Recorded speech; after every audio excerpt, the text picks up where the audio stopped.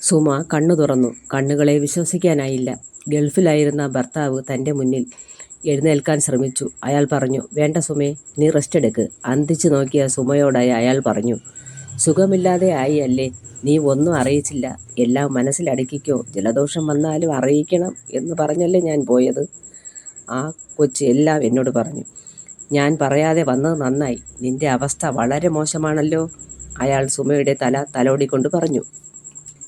"Leave കിട്ടി. ഇനി 2 മാസം ഇവിടെ തന്നെ." "മോളെ അറിയിക്കണ്ടേ?" സുമ ഓർമ്മപ്പെടുത്തി. "അതൊക്കെ ഞാൻ അറിയിച്ചു." "അത് നന്നായി." സുമയ്ക്ക് സന്തോഷമായി. അവൾ എഴുന്നേറ്റു കസേരയിലിരുന്നു. അവൾക്ക് അഭിമുഖമായി അയാളും ഇരുപ്പുറപ്പിച്ചു. മകളുടെ ഭാവി വായി തോരാതെ അയാൾ പറഞ്ഞുകൊണ്ടിരുന്നു. "നമുക്ക് വളരെ മോടിയായി കല്യാണം നടത്തണം. ആഘോഷങ്ങൾ ആഘോഷിച്ച് തന്നെ സന്തോഷിക്കണം. നീയും ഞാനും എന്ത് പ്രയാസമാണ് അനുഭവിച്ചത്. മനസ്സമാധാനം തിരിച്ചു കിട്ടാൻ കുറേ വർഷങ്ങൾ വേണ്ടിവന്നു. തുകനയുടെ അച്ഛൻ്റെ കരുതൽ ധനം പല കോടിയായിരിക്കുന്നു. അയാൾ ഒന്നും തടിച്ചു ഗോൾഡ് ഫ്രെയിം കണ്ണാടിയും വച്ചിട്ടുണ്ട്. കുറച്ച് നരയും വന്നിട്ടുണ്ട്." സുമ ലതയെ വിളിച്ചു. "നീ എന്തെങ്കിലും കഴിക്കാൻ റെഡിയാക്ക്. പച്ചക്കറി എടുക്കണ്ട. ഇറച്ചി നമുക്ക് പൊരിച്ചെടുക്കാം. കുറച്ച് എല്ലുമാറ്റി തേങ്ങ വറുത്ത് നമുക്കൊരു സ്പെഷ്യൽ കൂട്ടുണ്ടാക്കാം.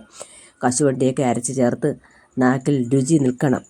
സുമയുടെ വാക്കുകൾ കേട്ട് അയാൾ പറഞ്ഞു, "വേണ്ട, മോളിപ്പം വരും. നമുക്കെല്ലാവർക്കും ഔട്ടിങ്ങിന് പോകാം.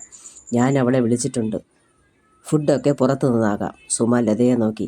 ലതയ്ക്കും സന്തോഷമായി. അവൾ പറഞ്ഞു, "അണ്ണാ, അത് കൊള്ളാം. നിങ്ങൾ പോയിട്ട് വരുമ്പോൾ ഞാൻ ചേച്ചി പറഞ്ഞതൊക്കെ ഉണ്ടാക്കി വയ്ക്കാം."